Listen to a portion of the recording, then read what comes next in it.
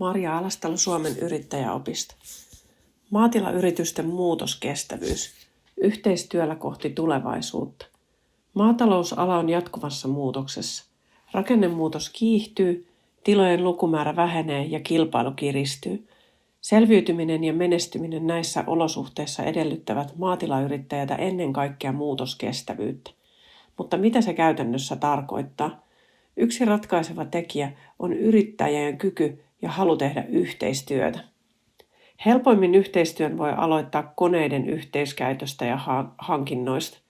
Kaikki viljelijät tietävät, miten koneiden hinnat ovat nousseet suhteessa tuotannon arvoon ja korjauskustannukset pysyvät korkeina.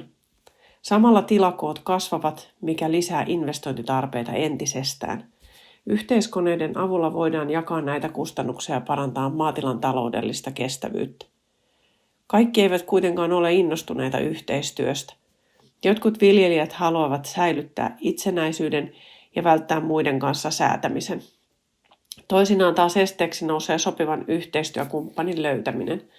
Kuitenkin juuri näissä tilanteissa kannattaa avartaa katsontakantaa ja etsiä kumppaneita myös oman kylän ulkopuolelta. Esimerkiksi vanhat opiskelukaverit voivat olla luontevia yhteistyökumppaneita, sillä keskinäinen luottamus ja avoin keskustelu helpottavat yhteisten hankkeiden toteuttamista. Jotta yhteistyö toimisi kitkattomasti, tarvitaan selkeitä pelisääntöjä. Yhteistyökumppanit sopivat etukäteen käytön aikatauluista, kustannusten jaosta ja vastuista. Tärkeintä on sopia asioista ennakkoon, jotta vältetään turhat ristiriidat ja varmistetaan, että yhteistyö on kaikkien osapuolten kannalta reilua. Yhteistyö ei hyödytä vain taloudellisesti, vaan myös tiedon ja kokemusten jakaminen on arvokasta. Kollegoiden kanssa keskusteleminen avaa uusia näkökulmia ja auttaa löytämään parempia toimintatapoja. Kun yhteistyö toimii, se voi kasvaa laajemmaksi ja tuottaa merkittäviä etuja. Esimerkiksi tuottajaorganisaation kautta viljelijät voivat yhdistää voimansa ja neuvotella parempia ehtoja sekä osto- että myyntisopimuksissa.